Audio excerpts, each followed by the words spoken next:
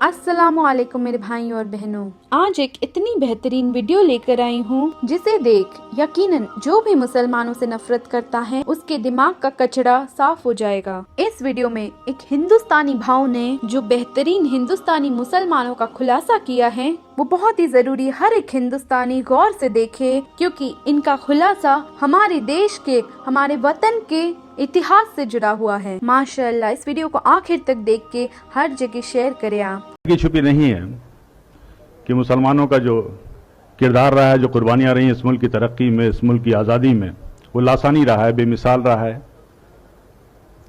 और अगर देखा जाए तो ये मुल्क जो है, अगर आप तारीख में देखें तो हिंदुस्तान जो हमारा मुल्क है, मुत्तहिद मुल्क नहीं था। बेशुमार राजा रजवाड़े थे, रियासतें थीं, उस पर हुकूमत करते थे उन पर। लेकिन जब मुसलमान यहाँ पे आए हुकूमत के लिए, सबसे पहला जो काम उन्होंने किया था वो ये किया था कि इस मुल्क को एक किया था, वो बंगाल से लेकर अफगानिस्तान तक, और इस मुल्क को मुत्तहिद किया था। ये हमारी खूबियाँ थी। अगर जंगी निज़ाम की बात करें, जो हम वार स्ट्रेटजी की बात करते हैं, सबसे पहली तो इस मुल्क हिंदुस्तान में ज़हीरुद्दीन बाबर लाए थे। पहला जो रॉकेट था वो शेर मैसूर टीपू सुल्तान ने बनाया था, और ये तारीख में दर्ज है। बल्कि जो विलियम कॉन्ग्रेव था, जो कि एक्सपर्ट था इसका, वो अपनी किताब में लिखता है ये कि उनकी शहादत के बाद 1799 में जब शहीद हुए शेर मैसूर टीपू सुल्तान, तो उसको उन्होंने 1801 में जब्त करके वो इंग्लैंड ले गए, और 1801 से लेकर के 1805 तक उस पर तहकीक करते रहे, रिसर्च करते रहे, समझ नहीं पाए कि इसका सिस्टम क्या है, इसकी डिज़ाइन क्या है। तो उन्होंने एक किताब वहाँ से भेजी थी, और उस किताब का नाम था फतहुल मुजाहिदीन, और वो किताब आज भी पेरिस की म्यूजियम में रखी हुई है। और उस किताब को लिखने वाले टीपू सुल्तान थे, जिसमें डिटेल डिस्क्रिप्शन था कि ये जो रॉकेट है इसको कैसे इस्तेमाल किया जाए। तो ये वो पहली मिसाइल थी, आप गूगल में सर्च कीजिए, वो जो पहली मिसाइल थी मैसूरियन मिसाइल टीपू सुल्तान ने बनाया था। और आज जो आप मिसाइल देख रहे हैं, अग्नि मिसाइल, पृथ्वी मिसाइल, इसके भी बानी एपीजे अब्दुल कलाम है, जिनको आप मिसाइल मैन कहते हैं और जिनको फादर ऑफ मिसाइल कहते हैं। और अगर आप कस्टोडियन जो आप कहते हैं, जो रेवेन्यू का सिस्टम है, ये सब शेर शाह सूरी का दिया हुआ है। And he was one of the best administrator. Police का निज़ाम किया था, डाक का निज़ाम किया था, और सबसे पहली सड़क इस मुल्क में बनी थी शेर शाह सूरी ने बनवाई थी। करेंसी सिस्टम में बदलाव लाए थे। रुपए जो जिसको कहते हैं आप यूज, शेर शाह सूरी का वो था। ग्रैंड ट्रंक जो रोड थी कलकत्ता से लेकर के पेशावर तक, ग्रैंड ट्रंक रोड उसी की यादगार है। अगर आप हिस्ट्री ऑफ यूपी देखें तो इसमें हिस्ट्री ऑफ अयोध्या भी शामिल है उस गजट में। अयोध्या में जब जंग आज़ादी के बिगुल फूका गया तो सबसे पहला शख्स जो खड़ा हुआ था वो राम प्रसाद शर्मा थे, बाबू राम। उनके लिए सबसे पहले लब्बैक कहने वाला शख्स था वो काजी अमीर अली। तो बाबू राम शरण दास और काजी अमीर अली ने एक साथ जंग लड़ी थी और एक साथ अंग्रेजों से मुकाबला किया था। और अंग्रेजों ने यह अहद किया था कि अगर हम इनको पकड़ लेते हैं, अरेस्ट कर लेते हैं, तो एक ऐसी सजा देंगे कि आने वाली नस्लें याद रखेंगी। और बाबू राम शरण दास, उसमें फंदा एक था और गर्दनें दो थी। बाबू राम शरण दास की थी और मौलवी अमीर अली की थी। यह अयोध्या मिसाल था कौमी एकजहती का, जो आज तनाज़ा का मौजू बन गया है। बहुत तज्जुब की बात है दोस्तों। ये तो दरअसल बात थी एक सफ़र की, जो शुरुआत होती है वहाँ से, लेकिन बात हो रही थी अंग्रेज़ी हुकूमत की, बगावत की, जंग आज़ादी की। तो पहली जो बगावत थी वो 1773 में हुई थी, और उसका नाम जो था, शायद आप में से ज़्यादातर लोगों को मालूम होगा, फ़कीर एंड सन्यासी रिबेलियन नाम से नाम था। यानी बंकिम चटर्जी जी ने अपनी आनंद मठ की किताब में साफ साफ लिखा है कि उस ज़माने में जो फ़कीर और सूफ़ी हुआ करते थे, जो साधु और सन्यासी हुआ करते थे, वो एक साथ जाते थे, झुंड का झुंड जाते थे, और अंग्रेज़ों के गोदाम में वो लूटते थे, और उस कहत के दौरान वो जो अनाज लाते थे वहाँ से, वो हिंदू मुसलमानों में तकसीम किया करते थे। और ये सिलसिला तकरीबन 50 साल तक चला। इसका पूरा तारीख में डिस्क्रिप्शन है। पहली जो जंग आज़ादी थी वो 1857 की थी। और जिस फतवा वर्ड हम कहते हैं, जंग आज़ादी का सबसे पहला फतवा फजल हक खैराबादी ने दिया था। अल्लामा फजल हक खैराबादी ने यह फतवा दिया था जंग आज़ादी में अंग्रेज़ों के खिलाफ मुहिम का, और उस फतवे का यह असर था कि दिल्ली जैसी राजधानी को हमने फतह किया था। लेकिन उसके बाद से ये तारीख में लिखा हुआ है कि लेफ्टिनेंट जनरल हडसन लिखते हैं कि जब हमने दोबारा बड़ी मेहनत और मशक्क़त से दिल्ली को फतह किया, तो उस वक्त इंग्लैंड से एक ख़त आया था, एक टेलीग्राम आया था, उसमें साफ साफ लिखा हुआ था कि देखो ये जंग आज़ादी जो है 1857 की, ये जंग आज़ादी दरअसल उलमाए कराम की जंग आज़ादी, और उन उलमाए कराम के लिए बड़े फख्र से वो लिखता है कि हमने न जाने सैकड़ों उलमाए कराम को बगैर किसी मुकदमा चलाए हुए फांसी दे दिया। और ये कोटेड है, तारीख के फिगर्स में बता रहा हूं कि उस जमाने में जिन 51,200 लोगों को फांसी दी गई थी, उसमें से तकरीबन 27,000 से ज्यादा उलमाए कराम थे जिनको फांसी दी गई थी। ग्रोवर एंड ग्रोवर की हिस्ट्री की किताब है, उसका एक छोटा सा किस्सा बयान कर दूं मैं आपसे। उसमें लिखते हैं कि जब शहीद भगत सिंह को अदालत में पेश किया गया तो उस भरी अदालत में एक अंग्रेज ने उनसे सवाल किया कि 800 साल तक मुगलों ने हुकूमत की, तब तो आपने बम नहीं फेंका, और हमने सिर्फ 150 साल से हुकूमत की और आपने सेंट्रल लेजिस्लेटिव असेंबली में बम फेंक दिया। उसका बहुत अच्छा जवाब भगत सिंह ने दिया था कि देखिए, मुगलों ने जो हम पर राज किया है वो हमारे दिलों पर राज किया है, और उन्होंने इस मुल्क को सोने की चिड़िया बना दिया है, और इस सोने की चिड़िया की चमक से आप 7 समुंदर दूर से यहां तक आए हैं। और यहां पे आने के बाद अगर आपकी हुकूमत को अगर एक लफ्ज में, एक लाइन में कहा जाए तो वो ये है कि आपकी हुकूमत एक स्पंज की तरह है जो गंगा के किनारे हीरो और जवाहरात को चूस करके इंग्लैंड में जाकर के टेम्स नदी के किनारे निचोड़ती है, और वो इंग्लैंड मालामाल हो जाता है, और उस दौलत के मालामाल होने के बाद उससे आप अपनी तरक्की करते हैं। मुगलों ने, पठानों ने यहां नहीं किया, इन्होंने यहां की चीजों को यहीं पे खर्च किया, यहीं पे इमारत बनवाई और यहीं की धूल में अपने आप को मिटा दिया। यह था भगत सिंह का जवाब। और आखिर में भगत सिंह ने मुस्कुराते हुए कहा कि मैंने जो बम फेंका है इसमें न छुरी थी न केमिकल था, हमारा मकसद आपको मारना नहीं था। तो जज ने कहा फिर बम क्यों फेंका? तो उन्होंने कहा कि बहरों को सुनाने के लिए धमाके की जरूरत होती है, इसलिए हमने बम फेंका। ये थे शहीद भगत सिंह।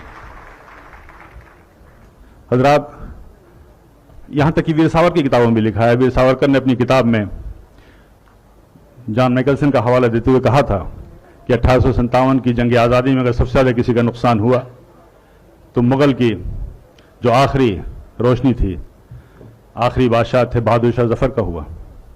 और उन्होंने उसका जॉन मैकल्सन का हवाला देते हुए लिखा है कि एक बार उनको नाश्ते पे जब उनसे इसरार किया गया तो बहादुर शाह जफर ने कहा था कि मुझे ख्वाहिश नहीं है।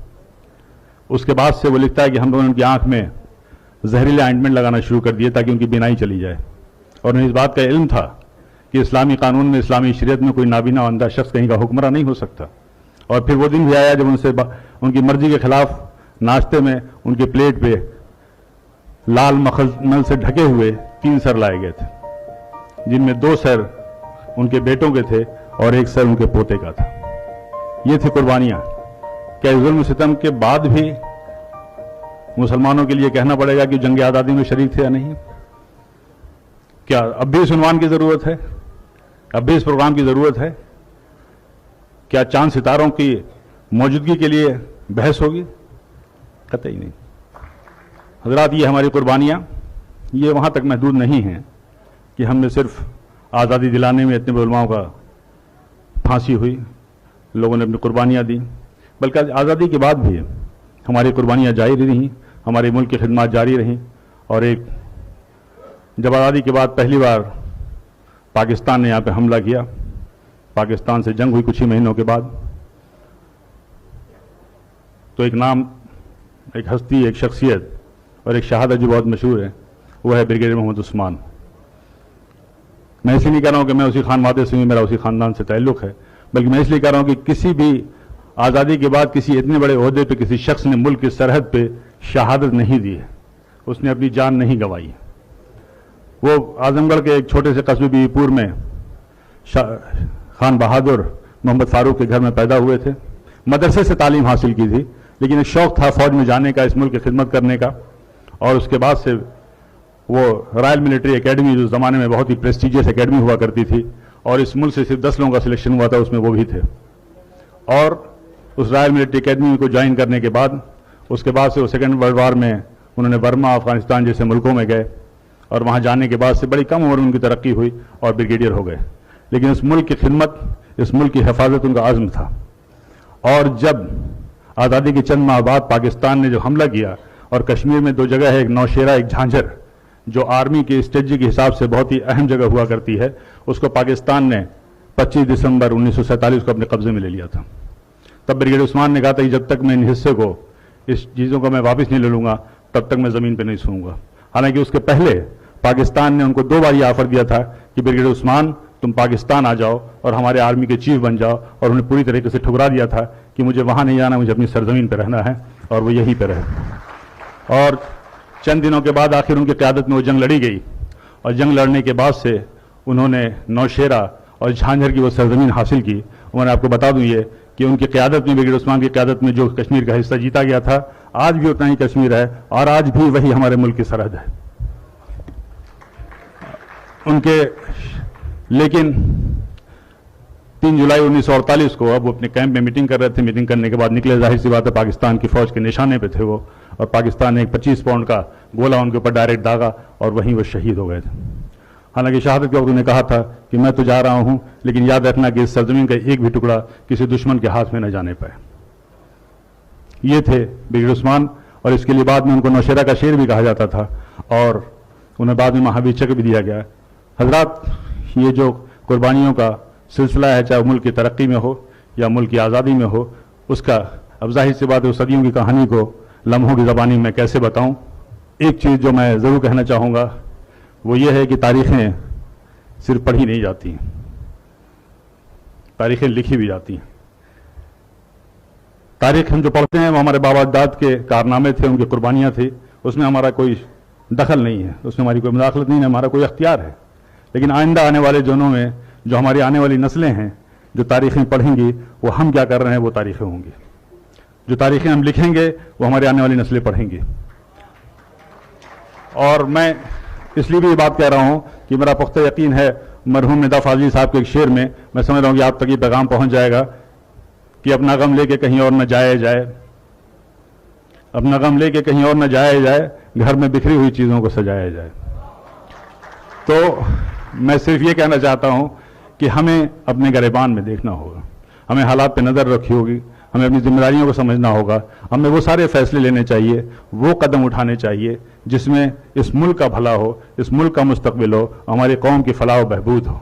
वरना हमारा आक़िबत पे भी यकीन है, क़यामत पे भी यकीन है और आखिरत पे भी यकीन है। कहीं ऐसा ना हो कि आने वाली नस्लें हमारे दामन को पकड़ें क़यामत के रोज़ कि आपने ये क्या किया। और ये पैगाम मेरा, ये मैसेज है सियासी रहनुमाओं से, मजहबी रहनुमाओं से, बड़े इदारे हैं, बड़ी तंजीमें हैं, बड़े आलिम दीन हैं लोग, बड़े बड़े दानिश्वर हैं, क्या क्या फैसले लेते हैं। उस फैसलों को लेते वक्त आपको ध्यान रखना होगा, आपको इस नज़र में रखना होगा कि इस मुल्क का एक मुस्तकबिल है, उस मुल्क के हक़ में सोचना है, और सदियों से जो हमारी कौमें रह रही हैं, जिनसे हमारे रिश्ते हैं, उनके हक़ में सोचना है, अपनी कौम के हक़ में सोचना है। और इस बात से मैं, इस पैगाम के साथ मैं अपनी बात ख़त्म कर दूँ कि ये जब्र भी देखा है तारीख़ की नज़रों ने, ये जब्र भी देखा है तारीख़ की नज़रों ने, लम्हों ने ख़ता की थी, सदियों ने सज़ा। सुब्हानल्लाह वल्हम्दुलिल्लाह ला इलाहा इल्लल्लाह अल्लाहु अकबर। सुब्हानल्लाह